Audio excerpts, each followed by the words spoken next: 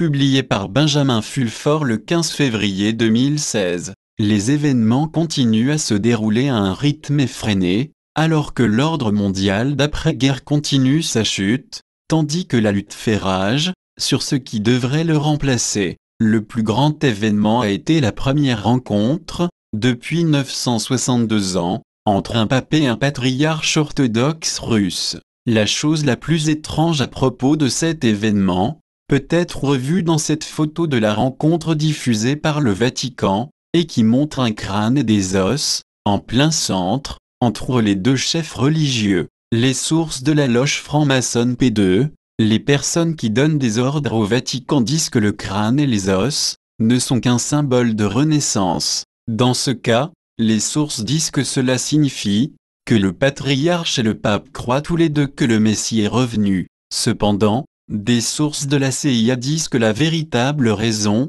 pour laquelle le pape a tenu à rencontrer le patriarche est que le Vatican veut une protection militaire russe pour assurer sa survie. Les sources russes, quant à elles, disent que les deux hommes ont signé un mémorandum international secret sur la création de la nouvelle religion planétaire et le nouvel ordre mondial, et que cela entrera en vigueur le 1er mai 2016. Le Vatican peut bien ressentir un sentiment d'urgence pour annoncer quelque chose de nouveau, parce que le système financier basé sur la dette, dont il a été le contrôleur secret, est visiblement en train de s'effriter. 3 sources américaines distinctes, l'une du Pentagone et 2 de la CIA, disent que le porte-parole du gouvernement d'entreprise US, Barack Obama, la semaine dernière, faisant face à l'effondrement du système bancaire américain, est allé rencontrer, en Californie, des représentants de la famille Rothschild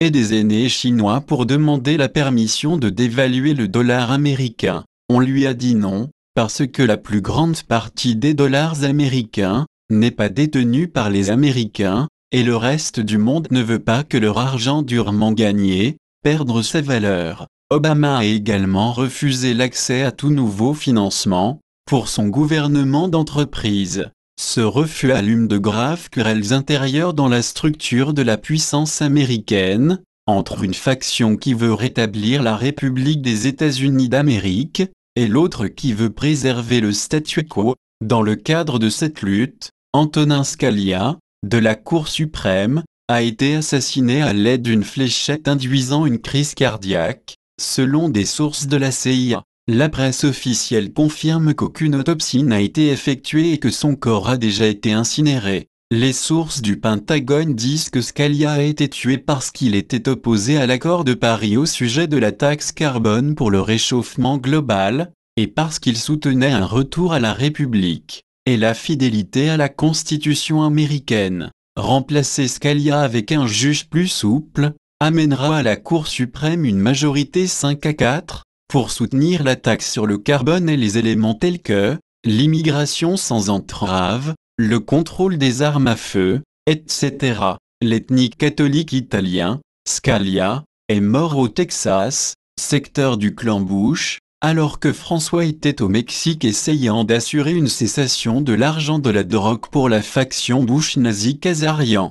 Plusieurs sources affirment également que le juge en chef, John Roberts, également catholique, a lui-même échappé de peu à une tentative d'assassinat la semaine dernière. Les sources de la CIA disent qu'en représailles à ceci, Hillary Clinton, grand Manitou de la mafia Bush-Clinton, a déjà été secrètement inculpé, et que Bill Clinton n'a plus maintenant que quelques mois à vivre, en raison d'un trouble au cerveau. Il y a également eu la semaine dernière une attaque contre le département de Homeland Security, contrôlé par la mafia Kazarian, lorsque les détails privés de 10 000 de leurs employés ont été piratés et remis au Pentagone et aux agences Chapeau Blanc. Ce piratage est survenu dans le cadre de la préparation d'une guerre civile, qui pourrait suivre la déclaration de la faillite du gouvernement d'entreprise des États-Unis, de dire les sources du Pentagone. Dans le cadre de cela, la banque Wells Fargo a formé son personnel pour un scénario d'urgence, où il fermerait les succursales et permettrait seulement à 3 personnes à la fois d'y entrer sous la surveillance de gardes armés, disent les sources. Quant à la FEMA, ils en sont à des tests de jours fériés les 18 au 19 février en vue d'un effondrement du système bancaire, disent-ils. La mafia khazariane a sorti des histoires effrayantes au sujet de supermarchés aux tablettes vides, et de pénuries alimentaires, dans une tentative de chantage pour amener la population des États-Unis dans la soumission. Cependant, les partisans de la restauration de la République ont un plan de rechange, lequel consiste en l'annulation de la dette, la restitution des avoirs volés au peuple et l'émission d'une nouvelle monnaie américaine, pour remplacer les instruments khazarians d'esclavage de la dette, et qui ont été mal étiquetés sous le nom de dollars américains. Dans un tel scénario, les États-Unis se déclarent n'étant pas obligés de payer le fardeau impayable de la dette internationale, du gouvernement d'entreprise US qu'ils remplacent, et qui est en faillite. Pour sa part, la faction khazariane aux États-Unis veut interdire l'argent liquide et introduire des taux d'intérêt négatifs. La croyance que les taux d'intérêt négatifs stimuleraient l'économie réelle vient de la fausse hypothèse que ce qui est appelé argent, sur papier et dans les chiffres dans les ordinateurs, sont un substitut de la réalité. Dans cette perspective, des taux négatifs iraient forcer les gens à dépenser leur argent, afin de l'empêcher de disparaître, et ainsi stimuler l'économie. Dans le monde réel cependant, les gens savent que s'ils mettent leur argent à la banque, il va disparaître, ils le sortent et le gardent en espèces, en or, en argent ou toute autre chose, qui existe réellement dans le monde réel, et qui ne disparaîtra donc pas par une ruse d'ordinateur. En Europe, les taux d'intérêt négatifs n'ont pas réussi à stimuler l'économie réelle et au lieu de ça, cela a précipité le système bancaire dans une spirale mortelle. Au lieu de dépenser plus d'argent, les gens, craignant l'avenir, épargnent plus et sortent leur argent du système bancaire. Il y a maintenant des nouvelles tendances à Londres, de gens qui cherchent à acheter de l'or. Jetez un œil à la carte sur ce lien, pour voir comment les actions des banques plongent parallèlement aux hausses du prix de l'or. Les gens en sont également à ramasser leur argent à la maison, parce qu'il est à l'abri des taux d'intérêt négatifs. Même si les banquiers khazarianes réussissent, comme ils le souhaitent, à bannir les espèces, ils ne peuvent pas bannir l'or, l'argent, les diamants et toutes autres choses réelles et tangibles. Ce genre de choses est déjà arrivé plusieurs fois. Dans le secteur du livre, au Kanda, Tokyo, par exemple, vous pouvez acheter, en tant que bibliocuriosité, des obligations de la Deuxième Guerre mondiale, du gouvernement japonais, autrefois considérées comme des investissements solides comme du rock. La même chose est vraie dans tout autre secteur des livres anciens dans le monde. Le papier est juste du papier, lorsque l'illusion de l'argent disparaît. L'illusion est en train de disparaître rapidement, malgré les achats des banques centrales de 12,3 trillions de dollars d'actifs, en obligations d'État valant maintenant 8,30 $ trillion, dans un commerce à taux d'intérêt négatif, ce qui signifie que l'argent s'évapore. Le mot sur les marchés est que la Deutsche Bank va bientôt tomber et déclencher ainsi un effondrement beaucoup plus important que le choc Lehman de 2008. L'action de Deutsche Bank a diminué de près de 50% le mois dernier, alors que les investisseurs s'enfuient, craignant l'implosion de ces 75 milliards de dérivés écrits au livre, et sauvegardés dans le monde réel, par des choses telles que la dette insolvable grecque. Si la Deutsche Bank s'en va, alors c'est juste une question de temps avant que l'euro ne devienne un ornement de papier décoratif. Quand la Deutsche Bank va s'en aller, elle devrait entraîner dans sa chute la chancelière allemande Angela Merkel, les Bush et les grandes banques, qui tous sont interreliés ensemble, disent des sources du Pentagone. Les Britanniques en ont déjà clairement eu assez du projet fasciste euro. Un récent sondage, de plus de 100 000 lecteurs de l'Express, a démontré un 92% d'appui à quitter la zone euro. Pendant ce temps, au Moyen-Orient, les événements en arrivent à un point culminant. Israël, l'État paria, a souffert d'une baisse de 65% dans le tourisme, tandis que ses citoyens paranoïaques au cerveau lavé, se cachent à la maison dans leur peur de terroristes pour la plupart imaginaires. la Turquie et l'Arabie Saoudite, deux autres pays contrôlés par la mafia khazariane, pendant ce temps, ont bluffé face au monde entier, qu'ils étaient prêts à envoyer une armée de 350 000 et munis d'armes nucléaires sur la Syrie.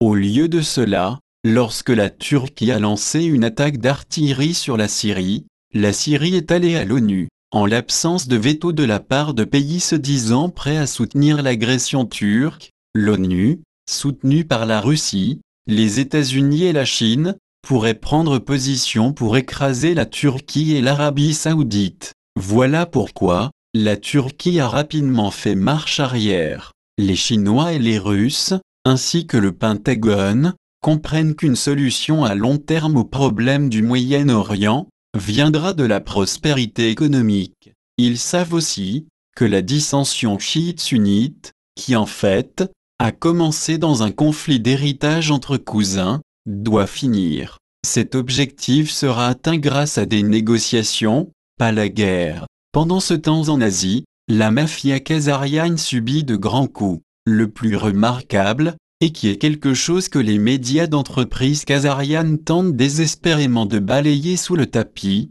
est le fait que le pilote du vol 370 d'Air Malaisie, qui a disparu il y a 2 ans, a récemment été vu à Taïwan. Or, au Japon pendant ce temps, le régime esclavagiste khazarian de Shinzo Abe est à bout de souffle. Le passage à des taux d'intérêt négatifs commandé à Davos, au gouverneur Haruhiko Kuroda, de la Banque du Japon, a tourné au désastre. Au lieu d'affaiblir le yen et de renforcer du marché boursier comme prévu, cela a fait exactement le contraire. En effet, les chiffres récemment publiés, du PIB pour le trimestre octobre à décembre, a démontré que l'économie s'atrophie à un taux annualisé de 1,4%. Cela signifie que la fraude connue sous le nom d'Abenomics a été exposée. L'armée américaine basée au Japon, ainsi que les renseignements militaires japonais, ont contacté un représentant de la société Dragon Blanc,